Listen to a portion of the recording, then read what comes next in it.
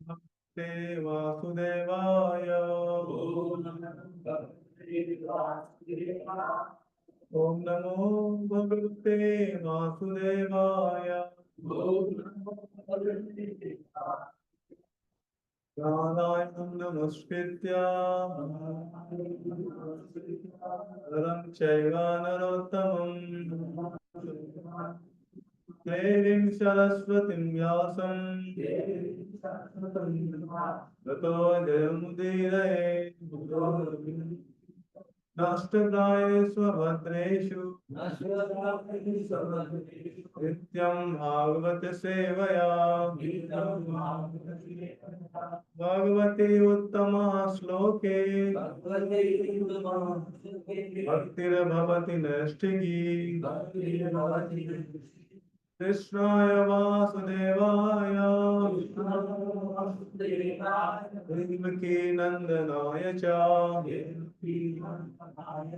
नन्दगोपकुमाराय गोविन्दाय नमो नमः। हरे कृष्ण।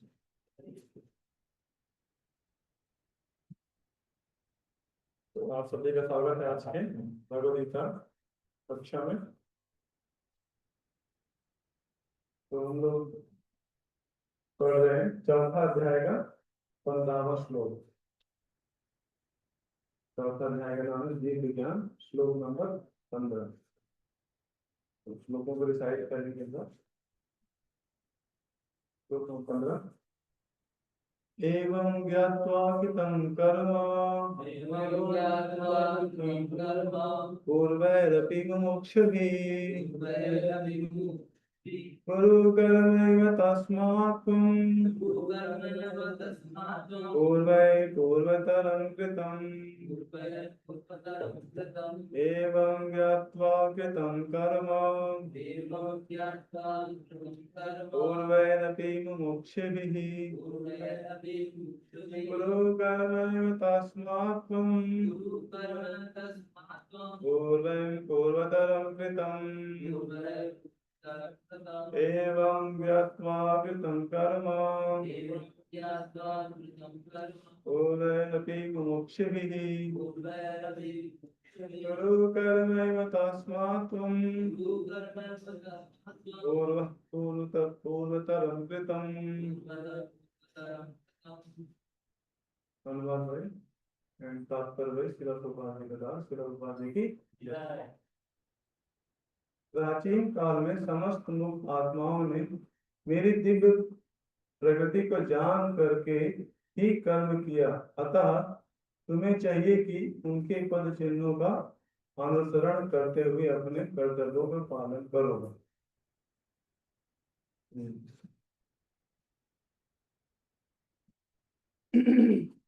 तो ये श्लोक है। तो जैसा आपको पता है कि जो भगवद गीता 3 पार्ट में बांटी गई है। 18 अध्याय होते हैं गीता के। 6 6 6। तो पहला जो 6 है वो कर्म योग कहलाता है, और दूसरा जो बीच के 6 है वो भक्ति योग है, लास्ट के 6 है वो ज्ञान योग। तो ये जो श्लोक है, तो ये जो सेक्शन चला है पूरा 1 से लेकर 6 चैप्टर पूरे कर्म योग के है। लेकिन आपने देखा अभी चौथे अध्याय में अर्जुन पूछते हैं भगवान के बारे में, तो भगवान अपने बारे में बताना स्टार्ट करते हैं, है ना। तो अभी ये जो श्लोक है, श्लोक 15, इसके पहले भगवान अपने बारे में जस्ट बताना खत्म ही किए हुए हैं। तो ये जो श्लोक है ये कर्म योग का श्लोक है। उसके पहले जो श्लोक थे वो भगवान अपने बारे में बता रहे थे। तो उसको कह सकते हैं कि भक्ति योग का एक रिव्यू भगवान दिए अपने। इसके पहले जो अर्जुन ने प्रश्न पूछे थे श्लोक नंबर 6 था, जो भगवान से पूछते हैं अपरम भवतो जन्म परम जन्म व्यवस्था कथम में दुजानीयम तम आदो भोक्ता भक्ति। तो ये जो चौथा क्वेश्चन है अर्जुन का, उसके बाद भगवान अपने बारे में बताना स्टार्ट करते। तो आपको पता है भक्ति का एक अंग है श्रवण। जब भगवान के बारे में सुनते हैं कोई भक्ति का एक अंग है। तो ये अभी तक जैसे भगवान ने अपने बारे में बताना स्टार्ट किया है, तो आप में से बहुत लोग पहली बार भी बीच में आए होंगे तो कनेक्ट नहीं कर पा रहे होंगे। ये जो चौथा अध्याय हमारा चल रहा है, इसका नाम है दिव्य ज्ञान। थोड़ा मैं हल्का सा इसमें आपको 2 मिनट में इसको पूरा कनेक्शन समझा देता हूँ कैसे है। तो जो तीसरा अध्याय था, इसमें अर्जुन भगवान से पूछते हैं कि भगवान, मैं कुछ अधर्म नहीं करना चाहता, कुछ पाप कर्म नहीं करना चाहता, फिर भी कोई तो अंदर एक बल पूर्वक मुझे उस काम को करा देता है ना, बला योद्धा नियोजिता, ऐसा कुछ तो है जो मुझे बल पूर्वक गलत काम में लगा देता है, हालांकि मैं करना नहीं चाहता। तो भगवान बोलते हैं काम ऐसा क्रोध ऐसा। वो क्या है अर्जुन? वो काम है। तो काम कहाँ कहाँ रहता है? काम हमारे जो मेन मेन पॉइंट है, बुद्धि और मन और इंद्रियां, तीनों जगह बैठा हुआ है। मतलब हर पॉइंट को उसने कंडमनेट कर दिया इनको। तो 3 जगह पे वो, मतलब जो मेन मेन पॉइंट है, हमारा मन है, बुद्धि है और जो हमारे इंद्रियां हैं, तीनों जगह काम बैठा हुआ है। तो सोचिए हम जो भी कार्य करते हैं इन्हीं 3 के माध्यम से करते हैं, है ना। और वो सोचिए हमारा हर काम जो, हर जो कार्य हम लोग करते हैं उस काम के द्वारा कंटामिनेटेड रहता है। इसीलिए हम लोग जो कार्य को नहीं करना चाहते हैं फिर भी वो हमसे हो जाता है। तो अभी सोल्यूशन क्या है उसका? तो भगवान बोलते हैं ज्ञान के माध्यम से, जो दिव्य ज्ञान है उसके माध्यम से आप क्या करो, इस काम को जीत सकते हैं, है ना। जैसे कोई पेड़ है, उसको काटने के लिए एक औजार चाहिए, एक आरी चाहिए। इसी प्रकार जो काम रूपी जो वृक्ष है, इसको आप ज्ञान रूपी वेपन से उसको काट दो, ऐसा अर्जुन बोलते हैं। इसलिए अगला जो चैप्टर है, जो चौथा चैप्टर, भगवान ने ज्ञान के बारे में बताना स्टार्ट किया, दिव्य ज्ञान, फंडामेंटल नॉलेज। और ये नॉलेज कैसा है? देखिए, नॉलेज तो होता है कि हम शरीर नहीं हम आत्मा, ये भी एक नॉलेज है। लेकिन ये जो नॉलेज है, इसमें भगवान के बारे में जो उनकी जो पोजीशन है, भगवान की पोजीशन है, आध्यात्मिक पोजीशन जो उनकी है, दिव्य पोजीशन, उसके बारे में जानना। और दूसरा, हमारा भगवान से क्या आदान प्रदान, क्या संबंध है, वो ज्ञान के बारे में यहाँ पे के बारे में बात की जा रही है। तो ऐसे करके भगवान ने यहाँ पे ज्ञान के बारे में बताना स्टार्ट किया, दिव्य ज्ञान, है ना, जिसको बोलते हैं ट्रांसेंडेंटल नॉलेज। और उसके बाद फिर जब भगवान ने ज्ञान के बारे में बताना स्टार्ट किया, तो कोई भी आप देखते हैं, कोई भी नया व्यक्ति कोई ज्ञान देता है तो पहले उसके बारे में बताता है कि ज्ञान कितना, ऐसा नहीं मैं कुछ तुमको छोटी मोटी चीज दे रहा हूँ, पहले उसका एडवर्टाइजमेंट करता है कि ये ज्ञान जो मैं देने वाला हूँ अर्जुन, बहुत ही स्पेशल है। ये पहले मैंने किसको दिया था? सन गॉड को। जब ये पृथ्वी का निर्माण हुआ था, तो 2 करोड़ साल पहले जो सन गॉड था, मतलब जो सूर्य देवता विवस्वान, उनको मैंने ये नॉलेज दिया था।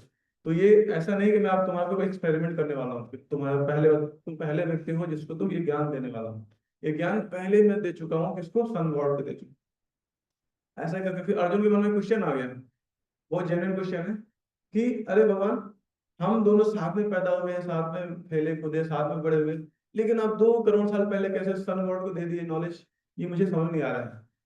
भगवान बोलते हैं कि हाँ, ये अंतर है तुम्हारे और मुझ में। मैं क्या हूँ? मैं भगवान हूँ, वो आप क्या है? जीवात्मा हूँ। इसमें एक श्लोक आता है, बहुनी में व्यतीतानि जन्मानि तव च अर्जुन, ऐसे करके।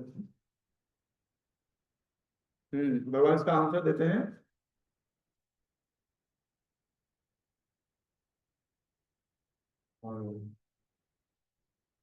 बहुनी ने व्यतीतानि जन्मानि तव च अर्जुन, तान्यः वेद सर्वाणि न त्वं वेद परन्तप। बोले बहुत सारे जन्म तुम्हारे भी हो चुके हैं और मेरे भी बहुत सारे जन्म हो चुके हैं। आप भी उस समय मौजूद थे जब मैंने नॉलेज दिया, लेकिन आपको बिल्कुल याद नहीं है, मेरे को पूरा याद है। तो ये अंतर है भगवान और जीवात्मा, है ना। भगवान को अपने बारे में तो पता ही है, जितने भी जीवात्मा हैं, उनके बारे में पता है। और उन जीवात्माओं को जो इच्छा उसने की थी किस जन्म में, वो भी उनको पता है। ये भगवान की महत्ता है, भगवान की भगवत्ता है। इसलिए तो अब यहाँ से भगवान पूरा अपने बारे में बताना स्टार्ट करते हैं कि मैं सिर्फ पूरा सीरियल से 10 श्लोक आप चलते हैं, इसमें भगवान अपने बारे में बता रहे हैं। क्योंकि भगवान के बारे में कौन बता सकता है? जो भगवान को अच्छे से जानता है। और भगवान को केवल भगवान ही अच्छा जानते हैं, और कोई थोड़ा बहुत लोग जानते हैं, लेकिन भगवान को सबसे अच्छे से भगवान खुद ही जानते हैं अपने बारे में। तो भगवान सोचे कि और कौन बता सकता है मेरे बारे में, मुझे खुद ही बताना पड़ेगा। तो यहाँ पे भगवान अपने बारे में बताते हैं, आप लोग पढ़ लीजिएगा। चौथा अध्याय है इसमें, तो भगवान के बारे में इसमें बताया गया है, भगवान अपने बारे में बता रहे हैं। अभी हम देखते हैं श्लोक नंबर 15वां। इसमें भगवान बता रहे हैं कि प्राचीन काल में समस्त मुक्त आत्माओं ने मेरी दिव्य प्रकृति को जान करके ही कर्म किया, अतः तुम्हें चाहिए कि उनके पद चिन्हों का अनुसरण करते हुए अपने कर्तव्य का पालन करो। हम तात्पर्य पढ़ लेते हैं गोकुलबाजी का तात्पर्य। मनुष्यों को दो श्रेणियां हैं, कुछ के मनों में दूषित विचार भरे रहते हैं और कुछ भौतिक दृष्टि से स्वतंत्र होते हैं। कृष्ण भावनामृत इन दोनों श्रेणियों के व्यक्तियों के लिए समान रूप से लाभप्रद है। जिनके मनों में दूषित विचार भरे हैं उन्हें चाहिए कि भक्ति के अनुष्ठानों का पालन करते हुए क्रमिक शुद्धिकरण के लिए कृष्ण भावनामृत को ग्रहण करे, और जिनके मन पहले ही ऐसी अशुद्धियों से स्वच्छ हो चुके हैं वो उसी कृष्ण भावनामृत के में अग्रसर होते रहें, जिससे अन्य लोग उनके आदर्श कार्यों का अनुसरण कर सके और लाभ उठा सके। मूर्ख व्यक्ति या कृष्ण भावनामृत नवोदित प्रायः कृष्ण भावनामृत का पूरा ज्ञान प्राप्त किए बिना कार्य के विरत होना चाहते हैं, किंतु भगवान ने युद्ध क्षेत्र में कार्य से विमुख होने की अर्जुन की इच्छा का समर्थन नहीं किया। आवश्यकता इस बात की है कि यह जाना जाए कि किस तरह कर्म किया जाए। कृष्ण भावनामृत के कार्यों से विमुख होकर एकांत में बैठकर कृष्ण भावनामृत का प्रदर्शन करना कृष्ण के लिए कार्य में रत होने की अपेक्षा कम महत्वपूर्ण है।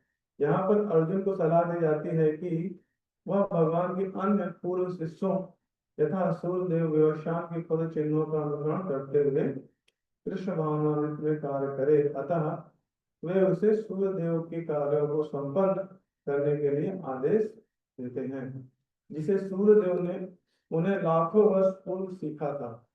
यहाँ पर भगवान कृष्ण के ऐसे सारे शिष्यों का उल्लेख पूर्ववर्ती मुक्त पुरुषों के रूप में हुआ है जो कृष्ण द्वारा नियत कर्मों को संपन्न करने में लगे हुए हैं। ओम ज्ञानतिमिरन्दस्य ज्ञानाञ्जनशलाकया चक्षुरुन्मीलितं येन तस्मै श्रीगुरवे नमः। श्रीचैतन्यमनोभीष्टं स्थापितं येन भूतले स्वयं रूपा कदा मह्यं ददाति स्वपदान्तिकम्। वन्देऽहं श्रीगुरो श्रीयुतापदकमलं श्रीगुरून् वैष्णवांश्च श्रीरूपं साग्रजातां सहगना रघुनाथान्वितं तत्सदियम् साद्वैतं सावधूतं भजनं सहितं कृष्ण चैतन्यदेव श्री राधा कृष्ण पादान् सहगणा ललिता श्री विशाखान्वितांश्च नमामि विष्णुपादाय कृष्णविष्टाय भूतले श्रीमते भक्तिवेदान्त स्वामिनिति नामिने। नमस्ते सरस्वते देवे गौरवाणी प्रचारिणे निर्विशेष शून्यवादी पाश्चात्य देशतारिणे। नमो महावदन्याय कृष्ण प्रेम प्रदायते कृष्णाय कृष्ण चैतन्य नामने गौरकृष्णे नमः। हे कृष्णा करुणा सिंधु दीनबंधु जगत्पते गोपेश गोपिका कांता श्री राधा कांता नमोस्तुते। तप्त कांचन गौरांगी श्री राधे वृंदावनेश्वरी कृष्णानुसुते देवी प्रणमामि हरि। वाञ्छाकल्पतरुभ्यश्च कृपा सिन्धुभ्येव च पतितानां पावनेभ्यो वैष्णवेभ्यो नमो नमः। जय श्री कृष्ण चैतन्य प्रभु नित्यानंद श्री अद्वैत गदाधर शिवासादि गौर भक्त वृंद। हरे कृष्णा कृष्णा कृष्णा हरे हरे हरे राम राम राम हरे हरे। हरे कृष्ण। तो ये जो श्लोक का कनेक्शन क्या है पिछले श्लोक से, तो 14वां श्लोक था। भगवान बता रहे नमाम कर्माणि लिप्यन्ति नामे कर्म फलेषु स्पृहा इति मे यो विजानाति कर्म कर्म भी न सबद्धते। मुझ पर किसी कर्म का प्रभाव नहीं पड़ता, न ही मैं कर्म फल की कामना करता हूँ। जो मेरे संबंध में इस सत्य को जानता है वह भी कर्म के फल के पास में नहीं बढ़ता। तो यहाँ पे एक बहुत ही इम्पोर्टेंट बारे में भगवान बता रहे हैं। आप देखिए हर व्यक्ति कर्म करता है ना, दुनिया में कुछ ना कुछ तो कर्म कर ही रहा है। अब लेकिन वो कर्म उसको कैसे करना है, तो गीता में बताते हैं आर्ट ऑफ डूइंग कर्मा। क्योंकि सेम कर्म उसको बांध भी सकता है और सेम कर्म उसको खोल भी सकता है। वो बांधना क्या है, जैसे आपने सुना होगा टर्म कर्म बंधन, है ना। कुछ कर्म होते हैं जो आपको कर्म बंधन में बांधते हैं और आपको दोबारा इस जगत में जन्म लाना पड़ेगा। जब तक आप कर्म बंधन से मुक्त नहीं होंगे तो आप पाप पुण्य को भोगने के लिए वापस से जन्म इस धरती पे आना पड़ेगा, पृथ्वी पे आना पड़ेगा। लेकिन भगवान क्या बोल रहे हैं, नमाम कर्माणि लिप्यन्ति, मैं मैं किसी भी कर्मों में नहीं, मुझे कोई भी कर्म फल बांध नहीं पाता, है ना। क्यों, अंतर क्या है, कोई भी हम लोग कर्म करते हैं, अगर उस कर्म के जब फल होता है उसको भोगने की इच्छा है हमारे हृदय में, तो आप क्या है, कर्म बंधन में फंस रहे हैं, है ना। तो ये अभी पिछले चैप्टर में निष्काम कर्म योग काफी उसमें देखा हमने कि निष्काम कर्म योग ऐसा है जिससे हम कर्म बंधन से छुटकारा पा सकते हैं। उसमें क्या है, जो कर्म है उसमें भोगने की जो हमें इच्छा होती है वो नहीं रहती, है ना। जो कर्म हम लोग करते हैं उसमें हमारे भोगने की इच्छा नहीं रहती है, तो उसको भगवद गीता में बहुत अच्छे से बताया गया है कैसे हमको कर्म करना चाहिए ताकि उससे हम लोग कर्म बंधन में ना फंसे। तो यहाँ पे भगवान बोल रहे हैं कि मैं किसी भी कर्म में नहीं पड़ता, क्योंकि भगवान को किसी भी कर्म फल की इच्छा नहीं है, भगवान उससे मुक्त है। और जो व्यक्ति ये समझ गया, जो व्यक्ति भगवान को समझ गया, तो उस वो भी कर्म बंधन से बच जाएगा, है ना। सिंपल सा प्रोसेस दे रहे हैं, क्या बोल रहे हैं, जो मेरे संबंध में इस सत्य को जानता है वह भी कर्म फल के पास में नहीं बनता, है ना। अभी इसी के जैसे पहले भगवान ने 2.10 बोला था, 4.10 बोला था, जन्म 4.9, जन्म कर्म चमे दिव्यम योगम एवं तत्वतः तत्व देहम पुनर्जन्म नैति मामेति स्वजन। तो देखेंगे सिमिलर इसमें भी भगवान बता रहे हैं, जो मेरे जन्म और कर्म को समझ गया उसको दोबारा इस धराधाम पे जन्म नहीं लेना पड़ेगा, है ना। तो देखिए मनुष्य का जीवन का बहुत सारे पर्पज हो सकते हैं, लेकिन उसका एक जो सबसे इम्पोर्टेंट पर्पज है वो क्या है, हमको जो प्रॉब्लम्स है इस दुनिया की, जो प्रॉब्लम्स है उसको सॉल्व करना, है ना। बहुत सारी प्रॉब्लम्स है इस लाइफ में, ऐसा कोई व्यक्ति यहाँ पे बैठा नहीं हो जिसके जीवन में प्रॉब्लम ना हो, है ना। सबके जीवन में कुछ ना कुछ प्रॉब्लम है, आप किसी से पूछेंगे तो बोलेंगे, मतलब कुछ ना कुछ प्रॉब्लम तो रहेगा ही रहेगा। मैं एक जगह गया था तो एक सज्जन थे, वो बोले कि हाँ, एक हाउस प्रोग्राम में गया था, बोले नहीं मुझे मुझे कोई प्रॉब्लम नहीं है, एकदम इनफैक्ट मेरे जीवन में कोई प्रॉब्लम नहीं है। तो उनका एज काफी हो गया था, ऑलमोस्ट 45-50 हो गया था। तो बोले मेरे जीवन में कोई प्रॉब्लम नहीं है। तो मैंने देखा उनका बाल सफेद हो गया था, तो मैंने कहा कि आप डाई करते हैं, बोले हाँ डाई करते हैं। तो मतलब आप अपने खुश नहीं है ना, आपका बाल सफेद हो रहा है इसलिए डाई करते हैं आप। तो वो कुछ बोल नहीं पाए। तो देखा जाए कि कुछ ना कुछ प्रॉब्लम तो सबके पास है ना। इवन अभी तो मेन जैसे जॉब, किसी को जॉब नहीं लग रहा है ना, किसी की शादी नहीं हो रही है ना, या किसी को आईफोन चाहिए, किसी को कोई बड़ी कार चाहिए, बहुत सारी प्रॉब्लम्स हैं, किसी का ब्रेकअप हो गया है ना, अलग अलग प्रैक्टिकल प्रॉब्लम आजकल होती है, ऐसा प्रॉब्लम्स है। लेकिन देखा जाए तो ये सारी प्रॉब्लम्स कॉमन नहीं है ना। ये सब प्रॉब्लम किसी के पास रहती है, किसी पर भाई पैदा होते ही वो सोने का चम्मच से लेकर पैदा होते हैं, जो आपके नीड ही नहीं है ना। या किसी के पास तो पैसे की कमी नहीं है, तो ये सब प्रॉब्लम देखा जाए तो कॉमन नहीं है। कॉमन प्रॉब्लम जो बताते हैं भगवद गीता में, जन्म मृत्यु जरा व्याधि दुख दूषण दर्शन, जो सबके लिए होती है, common to all and nobody can avoid it, सबके जीवन में आएगी और कोई उसको अवॉइड नहीं कर सकता। वो क्या है, अब देखिए मृत्यु, मृत्यु ऐसी प्रॉब्लम है जिसका कोई सोल्यूशन नहीं है और सबके जीवन में आएगी, कोई बिल गेट्स क्यों ना हो या मोदी क्यों ना हो, कोई भी हो, आज तक कोई उसका सोल्यूशन नहीं ढूंढ पाया, भले कितना मेडिकल एडवांस हो गए हैं, कोई सोल्यूशन नहीं आ पाया मृत्यु का। सबके लिए आएगी, कोई उसको रोक नहीं सकता। दूसरा ओल्ड एज, ओल्ड एज भी सब, कोई ऐसा नहीं हो सकता कि भाई मैं इतना पैसा तुमको दूंगा या कोई कॉस्मेटिक ऐसे बना दो ताकि मैं ओल्ड ना हूं। वो जो साइंटिस्ट होते हैं वो प्रोसेस कर सकते हैं कि कैसे आदमी ओल्ड होता है, ओल्ड को रोक नहीं सकते वो लोग बता देंगे हाँ भाई आदमी ऐसा ओल्ड होता है, ये कोशिकाएं बूढ़े होने लगती है, ये बता सकते हैं, लेकिन वो ये नहीं बता पाएंगे कैसे व्यक्ति ओल्ड होता है। ऐसे बीमारी, ऐसा कोई व्यक्ति नहीं है जिसको वो बीमार नहीं पड़ता। इसलिए देखते हैं सबसे जो मेडिकल ऐसा फील्ड है जिसमें कभी भी लॉस नहीं है, कभी उसका उसमें कोई भी रिसेशन नहीं आएगा। तो देखते हैं दिन दूनी चार चौगुनी हो रहा है ऐसा डेवलपमेंट। हर पहले शहर में 2-3 हॉस्पिटल, अभी इतने सारे हॉस्पिटल, हर चौराहे पे एक हॉस्पिटल। तो क्योंकि ये जो व्याधि है, ये व्याधि सबके लिए कॉमन है, कोई इसको अवॉइड नहीं कर सकता, हर व्यक्ति के जीवन में कुछ ना कुछ बीमारियां आती हैं। तो यहाँ पे गीता में बताया जा रहा है कि ये रियल प्रॉब्लम है हमारा जीवन। और चौथा प्रॉब्लम क्या, जन्म। ये चार प्रॉब्लम को हमको सॉल्व करना है, यही जीवन का लक्ष्य होना चाहिए।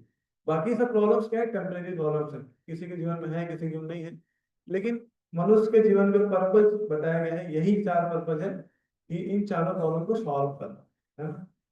तो हम यहाँ पे कहाँ पे थे, हम लोग देख रहे कनेक्शन क्या है पिछले श्लोक का इसमें, कि भगवान बोल रहे हैं कि मैं किसी कर्म बंधन में नहीं फंसता हूँ, लेकिन जो जीवात्मा है वो कर्म बंधन में फंसता है। लेकिन कोई व्यक्ति मुझे जान गया है ना, मेरे जन्म कर्म को समझ गया, मेरे बारे में जान गया तत्वता, है ना। देखिए बहुत सारे लोग, पूछा जाए कितने लोग भगवान को मानते हैं, तो आप कितने लोग मानते हैं भगवान को? क्वेश्चन, सब लोग मानते हैं। और पूछा जाए कितने लोग भगवान जानते हैं, आप बताइए कितने लोग भगवान को जानते हैं? हाथ नहीं उठे। तो यहाँ पे भगवान बोल रहे हैं कि तत्वता जन्म कर्म चाहे दिव्यम एवं ये व्यक्ति तत्वता। भगवान को मानने वाले बहुत सारे लोग, लेकिन कितने लोग जानते हैं? तो जो जान गया उसको ये जो चार प्रॉब्लम है ना, दोबारा इसमें नहीं फंसना पड़ेगा। जन्म मृत्यु जरा व्याधि में दोबारा किसी के माँ के घर में उसको दोबारा जन्म नहीं लेना पड़ेगा। हमारे जो क्या बोलते हैं, पतंजलि में बाबा रामदेव जी हैं, वो बोलते हैं गर्भासन ऐसा कुछ होता है, ऐसे ऐसे करते हैं। तो गर्भासन में 5 मिनट भी आदमी बैठ नहीं पाएगा, अगर आप ट्राई करो। पहले तो स्टार्टिंग में, बाद में जैसे प्रैक्टिस करें आधे घंटे हो सकता है। लेकिन सोचिए हम लोग सब लोग 9 महीने गर्भासन से आए हैं, तो कितना पेनफुल सिचुएशन बर्थ की थी। तो ये फिर वापस आके फिर क्लास 1 2 3 4 पढ़ाई करना, 12th तक, फिर जॉब के लिए तैयारी करना, फिर मैरिज लाइफ, फिर ओल्ड एज, ऐसे करके बार बार ना। आप डेली वही हाई स्कूल, हर जन्म में हाई स्कूल पढ़ रहे हैं, हर जन्म में जॉब की तैयारी कर रहे हैं, कितना बोरिंग लाइफ होता है। तो भगवान बोल रहे हैं कि एक बार क्या करो, तुम समझ जाओ मेरे बारे में थोड़ा। जितना हम लोग एंडेवर करते हैं मेटल लाइफ में, उसका कुछ परसेंट अगर हम भगवान को जानने में प्रयास में डालेंगे, तो आई थिंक दोबारा हमको इस मेटल वर्ल्ड में जो अंधकार से भरा हुआ है, देखिए यहाँ पे सूरज की आवश्यकता होती है, सूरज नहीं रहे, बिजली नहीं रहे, तो अंधेरा अंधेरा लगेगा पूरा। तो ये संसार क्या है,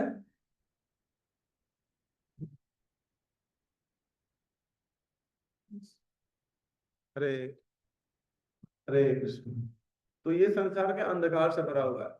लेकिन भगवान गीता बोल रहे हैं न तद्भासते सूर्यो न शशांको न पावकः यद् गत्वा न निवर्तन्ते तद्धाम परमं मम। वो एक ऐसे धाम के बारे में भगवान बता रहे हैं जहाँ पे सूरज की आवश्यकता ही नहीं है, वहां पे चंद्रमा की आवश्यकता नहीं, वो अपने आप धाम के दैदीप्यमान रहता है। वहां पे किसी को जॉब करने की आवश्यकता नहीं है, किसी को पढ़ाई करने, सब लोग सेल्फ सफिशिएंट हैं, फुल ऑफ हैप्पी हैं। आपने सुना होगा ना, चलो ऐसे गगन के तले जहाँ गम भी ना हो और, है ना?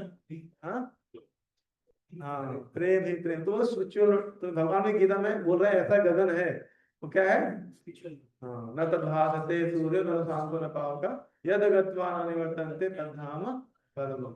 और वहां पे जाने का किसी को आने की इच्छा नहीं करेगा, इतना अच्छा है वहां। और किसी को जानना है इसके बारे में तो भागवत में पढ़ सकते हैं, पूरा इसका डिस्कशन आता है उस जगत के बारे में, है ना।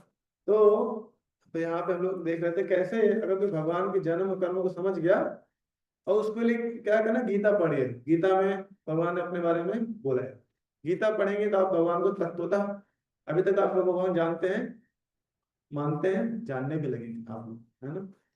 तो यहाँ पे हम लोग आगे पढ़ेंगे। तो ये कनेक्शन यहाँ पे ऐसा है श्लोक का कि यहाँ पे भगवान बोले हैं कि जो मेरे बारे में जान गया वो कर्म बंधन में नहीं फंसेगा। तो पहला जो अध्याय है उसमें आपने पढ़ा होगा कि अर्जुन के बहुत सारे डाउट थे कि भगवान मैं युद्ध नहीं करूंगा, 5 रीजन आते हैं युद्ध ना करने का। तो उसका ऑलरेडी माइंड में अभी भी डाउट है, तो उसको एक यहाँ पे शॉर्टकट मिल गया कि अगर मुझे भगवान के बारे में जानना है भगवान के बारे में जान जाएंगे तो फिर हमको कर्म बंधन से मुक्त हो जाऊंगा, युद्ध से छुटकारा मिल गया। ऐसा करके भगवान को बताने का प्रयास करते हैं कि भगवान फिर तो युद्ध कर, युद्ध जो मैं चाहता था युद्ध नहीं करना, बस आपको जानना है। जानना तो मैं पढ़ ही लूंगा, जो शास्त्र में आपको दिया गया है आपको जान जाऊंगा, और युद्ध नहीं करना पड़ेगा। तो भगवान इस पॉइंट को माइंड में रख के दोबारा इस श्लोक बोलते हैं 4.15, एवं ज्ञात्वा कृतं कर्म पूर्व मोक्ष भी। बोल रहे प्राचीन काल में समस्त मुक्त आत्माओं ने मेरी दिल प्रकृति को जान करके ही कर्म किया है। वो लोग भी कर्म की, ऐसा नहीं है। एक होता है मतलब बस बोलते हैं कि love is shown by our action. ऐसा नहीं कि मैं इस व्यक्ति से प्रेम करता हूँ। जैसे पिताजी बोल रहे हैं कि मैं तुमसे बहुत प्रेम करता हूँ बेटा, बेटा वाला पिताजी मुझे बीटेक करना है, नहीं बेटा मैं फीस नहीं दूंगा, लेकिन बेटा फीस नहीं दूंगा। या वाइफ को पति बोलता है कि oh my dear I love you so much but I will not give sari, मैं तुमको धोती नहीं दे सकता, तुमको ज्वेलरी नहीं दे सकता। तो दिस इज नॉट लव, ये प्रेम नहीं है। प्रेम में क्या होता है, एक एक्शन होता है, सेवा। तो भगवान बोल रहे हैं कि तुम कर्म करो, है ना। तो इसलिए ये श्लोक क्या है, कर्म योग है। एवं गत्वा कृतम कर्म। यहाँ पे हमारे एक आचार्य बलदेव विद्याभूषण जी वो बताते हैं कि कृतम जो ये वर्ड है ये क्या है, एक वचन है। तो भगवान यहाँ पे कंफ्यूज नहीं कर रहे हैं अर्जुन को कि बहुत सारे कार्य कर रहे हैं, नहीं, एक कार्य करो। क्या कार्य करना है, जो तुम्हारा धर्म है। क्षत्रिय का धर्म क्या होता है, युद्ध करना। क्षत्रिय का धर्म है युद्ध करना, आप वो कार्य करो। क्योंकि इसी के 2 श्लोक पहले भगवान ने बोला चतुर्वया सिस्टम गुण कर्म, जो जिसका वर्णाश्रम के अनुसार जिसको ड्यूटी है वो उसको करना चाहिए। और यहाँ पे बता रहे हैं कि प्राचीन काल में समस्त मुक्त आत्माओं ने मेरी दिव्य प्रकृति को जान करके ही कर्म किया है, अतः तुम्हें चाहिए कि उन्हें उनके पद चिन्हों का अनुसरण करो। तो वो सन गॉड का एग्जांपल दे रहे थे बात यहाँ पे, जो सन गॉड ने जो काम किया था वो क्षत्रिय है, उन्होंने क्षत्रिय धर्म का निर्माण किया था।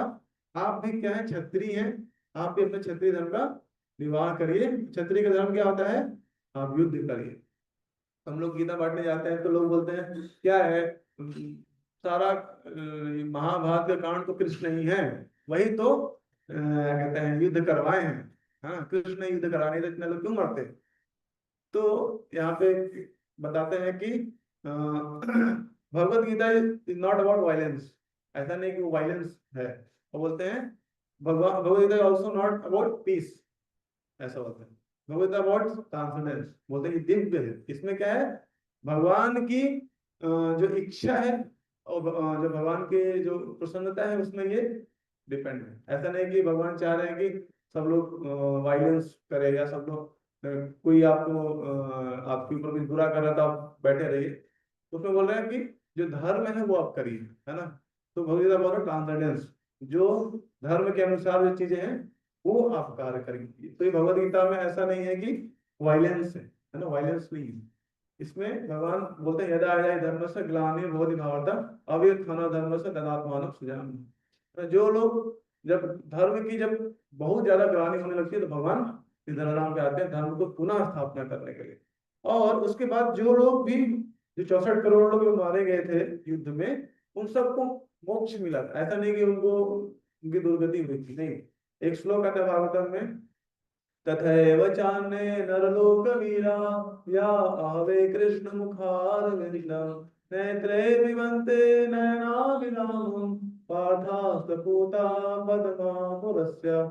बोलते हैं कि जितने भी महान महान योद्धा महाभारत युद्ध में बैठे थे, जो लड़ाई कर रहे थे, तथैव चान्ये नरलोकवीरा या आवे कृष्ण मुखारविंद, वो सब लोग भगवान जो श्री कृष्ण एक सुंदर मुखमंडल को देखते हुए अपने प्राण को त्याग रहे थे। तो आपने सुना होगा कि अंते नारायण स्मृति, है ना। हम लोग की इच्छा होती है कि ठाकुर जी हमारे सामने रहे, हम जब प्राण त्यागे तो, ना। कैसा श्लोक वाला, इतना तो करना स्वामी जब प्राण, गोविंद नाम लेकर जब प्राण तन से निकले, ऐसा बोलते हैं। एक बहुत अच्छा सॉन्ग है, इतना तो करना स्वामी जब प्राण तन से निकले, गोविंद नाम लेकर जब प्राण तन से निकले। बोलते हैं कि यमुना, कहते हैं यमुना का वंशी वट हो और गंगा जी का तट हो और मेरा सांवरा निकट हो जब प्राण तन से निकले। तो ऐसा भक्त लोग इच्छा करते हैं कि भगवान सामने हो तब प्राण, क्योंकि वो जो स्थिति है सबसे हाईएस्ट स्थिति है, वहां पे आपको जो हाईएस्ट परफेक्शन मिलने वाला है, भगवान में तो धाम आपको मिलने वाला है ना। सारे शास्त्रों में यही गान किया जा रहा है। 120 में देखिए वेट कर रहे थे भगवान का, जब भगवान वहां पे आए तब जाके वो प्राण अपना त्यागे। तो इवन हरिदास ठाकुर देखते हैं, उनकी इच्छा थी भगवान के गोद में अपना प्राण त्यागे। ऐसा करके यहाँ पे भी देखेंगे जितने भी योद्धा थे सब लोग भगवान को का मुखमंडल देख कर वो लोग अपने प्राण को त्याग रहे थे। तो उसमें क्या हमको मिला, तथैव चान्य नरलोक वीरा या आवे कृष्ण मुखार विंदम, कृष्ण का जो मुखार विंद उसको देखते हुए प्राण त्याग रहे थे। और आगे कैसे आता है, नए तथैव चान्य नरलोक वीरा या आवे कृष्ण मुखार विंदम नयते पिबन्ते नयना विराम। ऐसा बोल रहे वो लोग पी रहे थे, भगवान के सुंदर चेहरे को पी रहे थे। और पद्मा पुरस्सा, उससे उनको क्या मिल गया, पद्मा जो परम पद है, जो इस भौतिक संसार से भी ऊंचा सबसे परम पद है, वो उनको मिल गया। मतलब उनको दोबारा इस जन्म इस धराधाम पे वापस नहीं आना पड़ेगा, दोबारा किसी माँ के गर्भ में उनको जन्म नहीं लेना पड़ेगा, है ना। यहाँ बताते हैं तो Bhagavad Gita is not about violence, है ना। वो लोग तो बहुत फॉर्चुनेट थे, वो लोग जो युद्ध में लड़े, है ना।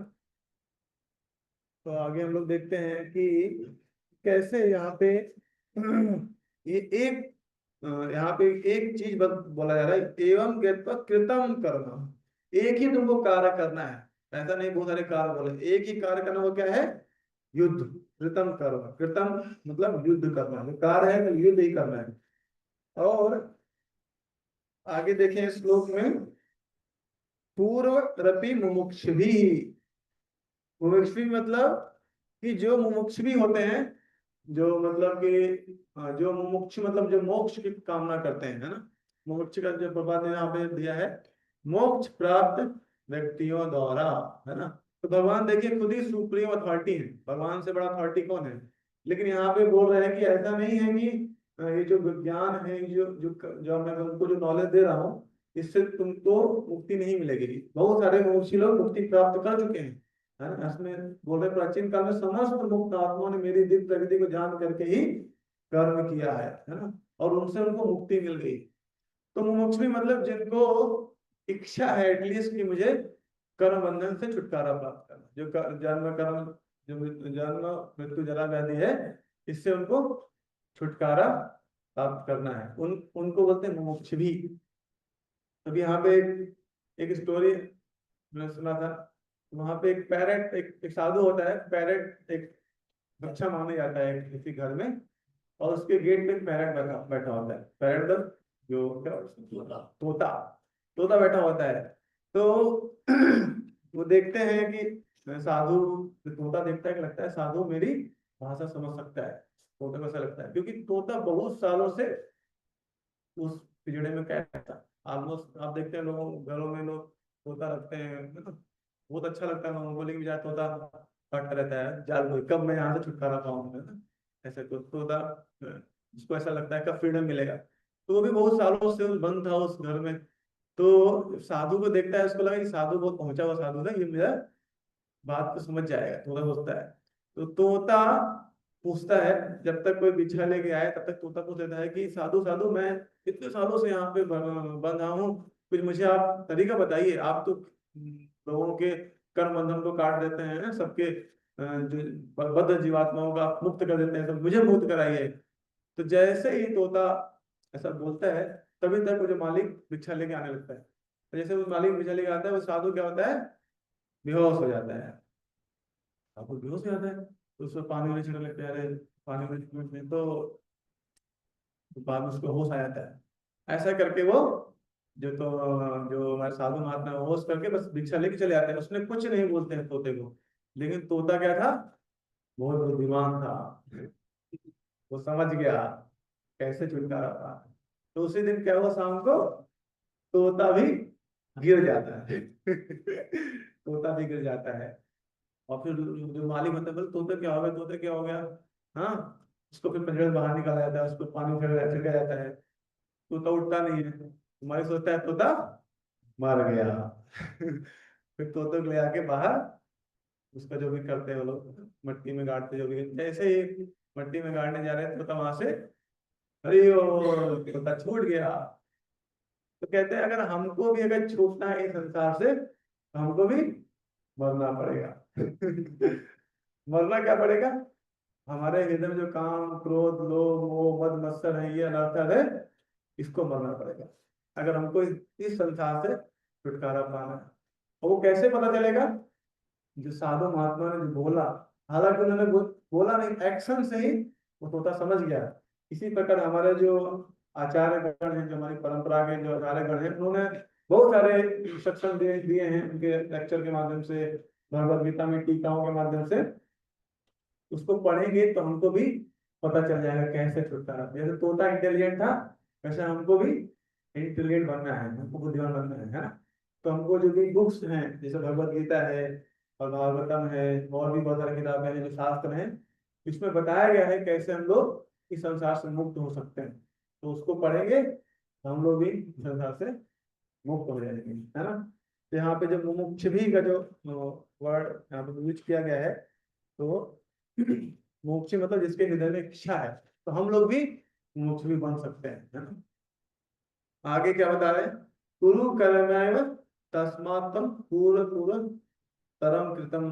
अतः तुम्हें चाहिए कि उनके पद चिन्हों का अनुसरण करके हुए अपने कर्तव्य का पालन करो, है ना।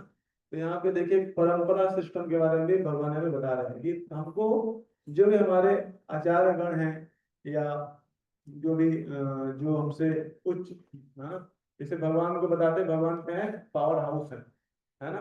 भगवान किसी भी जितने भी देखिए इलेक्ट्रिसिटी आती है बिजली, उसमें पावर हाउस होता है, फिर टावर्स होते हैं जिससे तार आता है ना। और फिर बाद में सॉकेट होता है घर में, वहां से इलेक्ट्रिसिटी लेते हैं। तो जो भगवान कृष्ण वो क्या है? पावर हाउस है।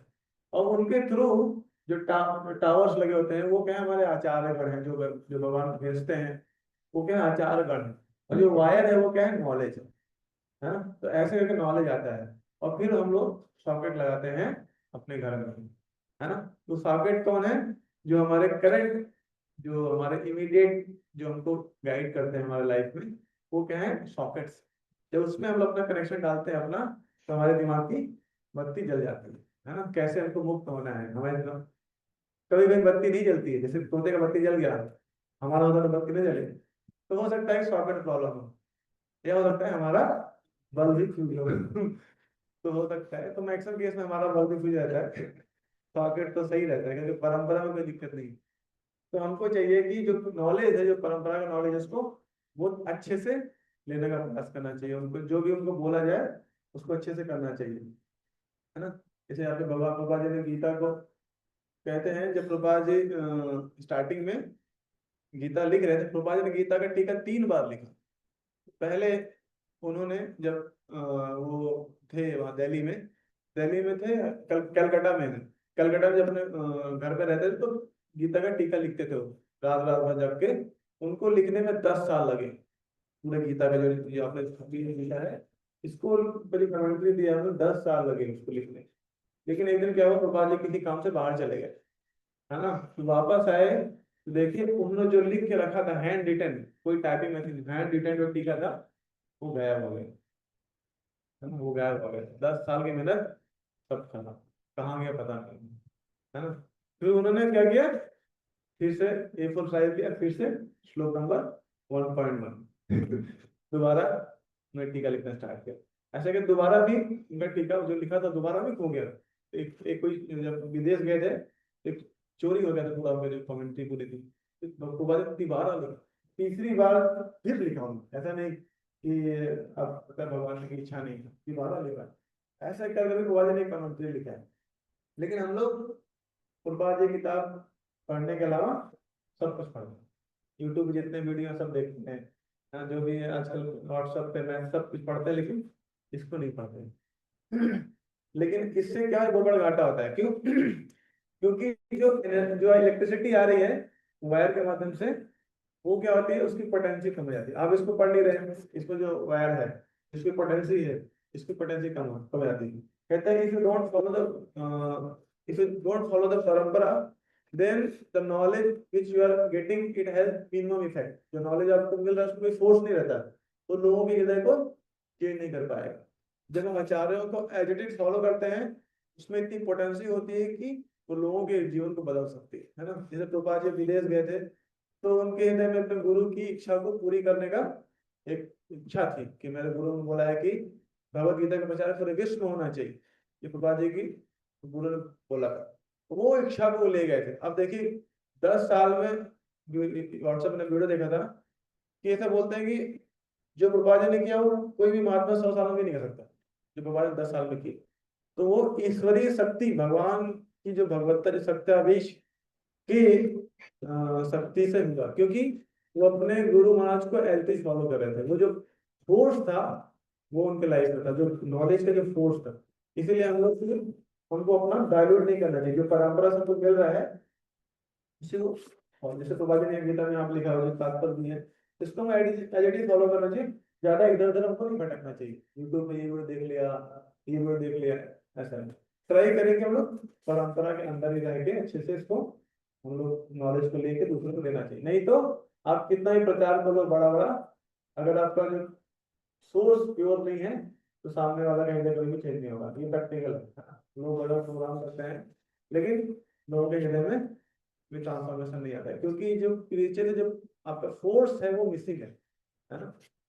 ऐसा ठीक है। और टाइम भी ऑलमोस्ट हो गया है, तो यहाँ पे बता रहे कर्म गुरु कर्म कर्म तस्मत्तम पूर्व पूर्व तरम कृतम। तो भगवान भी यहाँ बोले हमको उनके पद चिन्हों का अनुसरण करते हुए अपने कर्तव्यों का पालन करना चाहिए। अब तात्पर्य में प्रभुपाद जी यहाँ बोल रहे हैं कि दो श्रेणियों के व्यक्तियों के बारे में बात की जा रही है।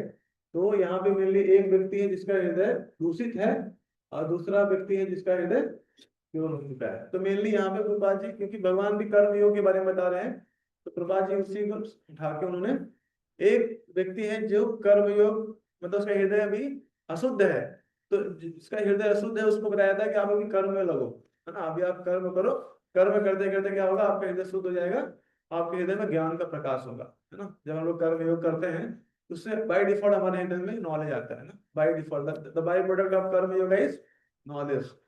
लेकिन अगर कोई व्यक्ति ऑलरेडी वो कर्म योग करके उसका हृदय शुद्ध हो चुका है ना, जब तक आप कर्म योग नहीं करेंगे आपके हृदय में ज्ञान टिक ही नहीं सकता है, ये साइंस है।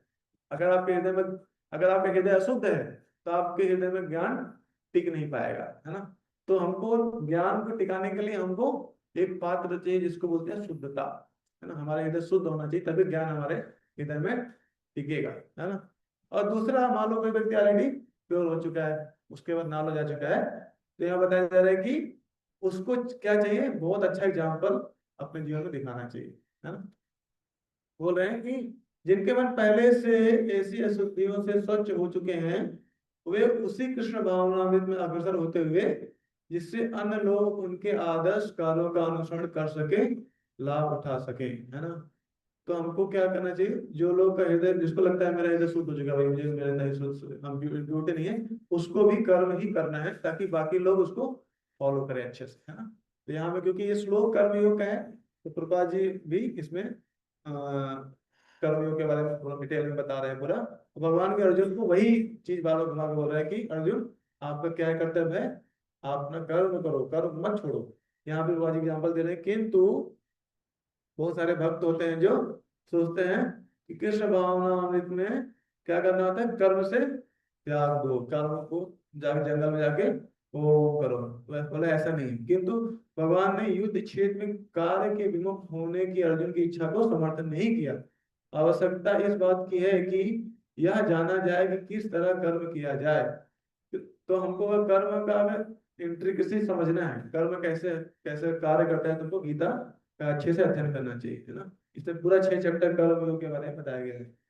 और कृष्ण भावनामृत के कार्यों से विमुख होकर एकांत में बैठकर कृष्ण भावनामृत दर्शन किया करना कृष्ण के लिए कार्य में रत होने की अपेक्षा कम महत्वपूर्ण है। यहाँ पर अर्जुन को सलाह दी जाती है कि वह भगवान के अन्य पूर्व शिक्षाओं तथा शिष्यों तथा सूर्यदेव गोस्वान के पद चिन्हों का अनुसरण करते हुए कृष्ण भावनामृत में कार्य करे। तो आप देखेंगे आई थिंक दूसरे अध्याय में भगवान ने बोला है, तीसरे में एग्जाम्पल दिया है जनक महाराज का। यहाँ पे सूर्यदेव का बता रहे हैं कि जनक महाराज ने भी अपना कर्म किया था और कर्म करते करते वो अपने जीवन में उनको सफलता मिली थी। तो भगवान बोले इन लोग का आप आचरण को पालन करिए। तो अर्जुन को भी यहाँ पे मेनली भगवान बोल रहे कि आप युद्ध करिए, है ना, युद्ध आपके लिए ही श्रेयस्कर है। ठीक है, तो यही हम लोग इसका विराम देते हैं। किसी को कुछ प्रश्न है तो हो सकते हैं। यस, मुझे आपने स्टार्टिंग में बोला कि अगर कोई भी बिना कर्म फल की प्रेरणा के बिना हमारे बनता है तो उसका सेल्फ रिएक्शन उसको नहीं। तो एक माँ भी कह सकती है कि मैं अपने बेटे के लिए करती हूँ और उसके लिए मतलब कोई पर्सनल कोई इच्छा नहीं है।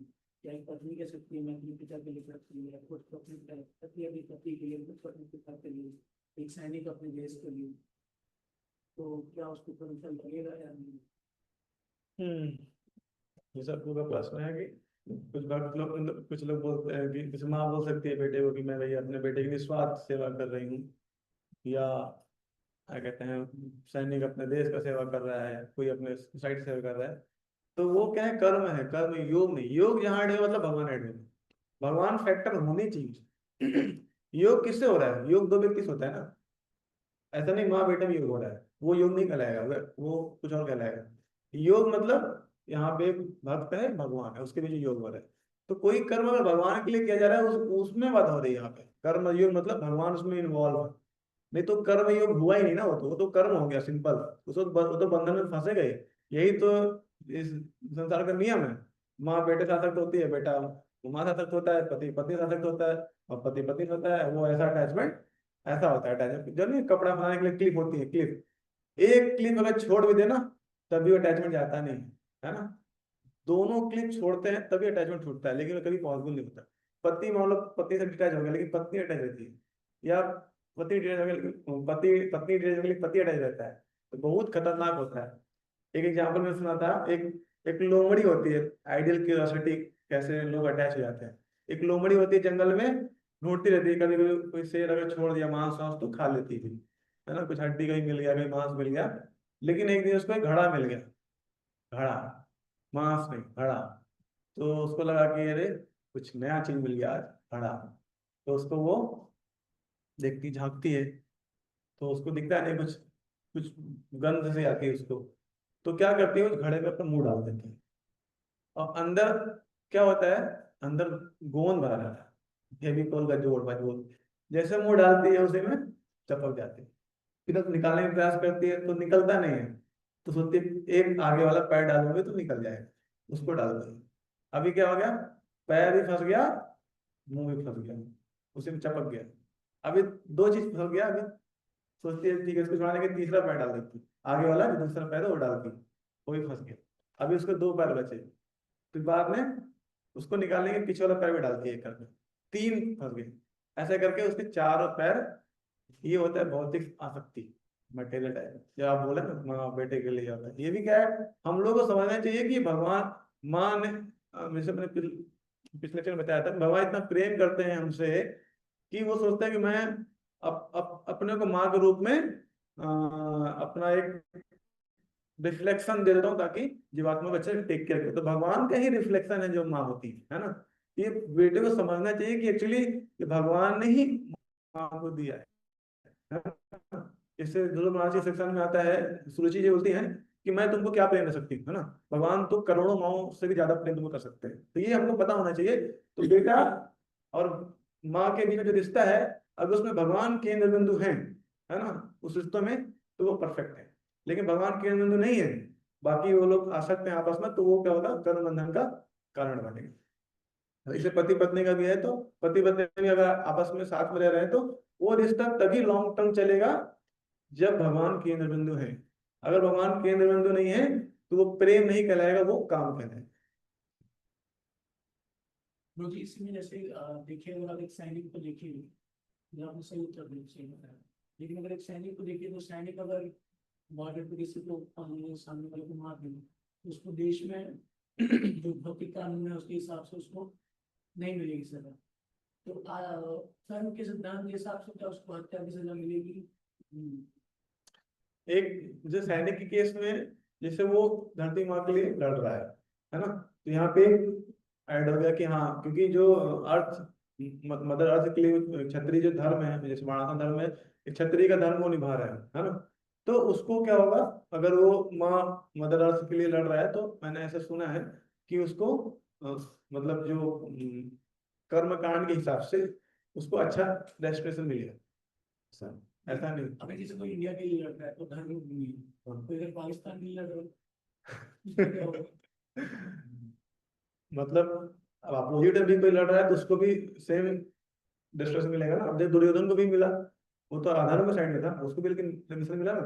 64 करोड़ लोग थे, सब लोग अपोजिट में थे, लेकिन सबको भगवान ने लिबरेशन दिया वहां पे। वहां तो भगवान थे पर्सनली। हाँ, लेकिन क्षत्रिय भी बोलते हैं ना, जैसे वृत्तासुर का सेक्शन आता है, वो प्रार्थना करता है जब वृत्तासुर जब लड़ाई करता है देवताओं से, तभी सारे देवता हावी आते हैं वृत्तासुर के सैनिकों पे, तो सारे सैनिक भागने लगते हैं डर के मारे। वृत्तासुर बोलता है, अरे कायरो भाग क्यों रहे हो, अरे मरोगे तो सब मिलेगा, और जीत जाओगे तो ये धरती मिल जाएगी एंजॉय करने के लिए। तो यहाँ से पता चलता है कि इवन अपोजिट साइड क्यों ना हो, वृत्तासुर साइड में वो लोग क्यों ना, अगर वो धर्म भूमि मतलब कर्म भूमि में लड़ रहा है, जैसे क्षत्रिय का जो उसका जो धर्म है उसको करते हुए लड़ रहा है, तो उसको श्रम मिलेगा। हरे कृष्ण। ठीक है। प्रभु, प्रभु अगर जैसे कि अगर मन जो है अशुद्ध हो पर शुद्ध कैसे कर सकते? हाँ मन अगर अशुद्ध हो तो हम लोग शुद्ध कैसे कर सकते? हाँ, कल आपने कितना राउंड कैसे किया? हाँ मैंने कल आए थे ना, हाँ, कैसे किया था, कितना राउंड किया? चैंटिंग करके। हाँ, चेतो दर्पण मार्जन। हम चित्र क्या है, चित्र पे बहुत सारा धूल जमा हुआ है, उसको मार्जन करने में कोई दवाई नहीं आती, कोई डॉक्टर दवाई नहीं दे पाएगा उसका। उसका एक ही दवाई क्या है, काले से औषधि माया नाचे वाया लागी, कैसा श्लोक गया था? हाँ, हरे हरि नाम महामंत्र लाओ तुम मांगी। चेतन महाप्रभु ने जो हमारा जो बीमारी है हमारे हृदय में, जो गंदगी जमी हुई है, उसको क्योर करने के लिए हरि नाम की औषधि लेके आए हैं, है ना। हरे नाम हरे नाम हरे नाम है केवलम, कलियुग नास्ते व नास्ते व नास्ते व गति नता। तो कलयुग में हृदय को शुद्ध करने का एक ही तरीका है, वो क्या है, हरे कृष्णा कृष्णा कृष्णा हरे हरे, हरे राम राम राम हरे हरे। तो ये एक सोल्यूशन है। कल भक्तों ने सब मिलकर सृष्टि भ्रमण किए, निशांत ने 124 माला की है, 140 माला की है। तो देखते हैं ऐसे करके हमारा धीरे धीरे आदमी का हृदय प्योर होता है। कोई 90 माला किया है। हाँ बताइए, हो गया 100 कितना, 64 64, तो ऑलमोस्ट हमने 64 तो किया ही नहीं हो, है ना। ठीक है, टाइम भी हो गया, हम यहीं पे क्लास को विराम देते हैं। हरे कृष्ण। की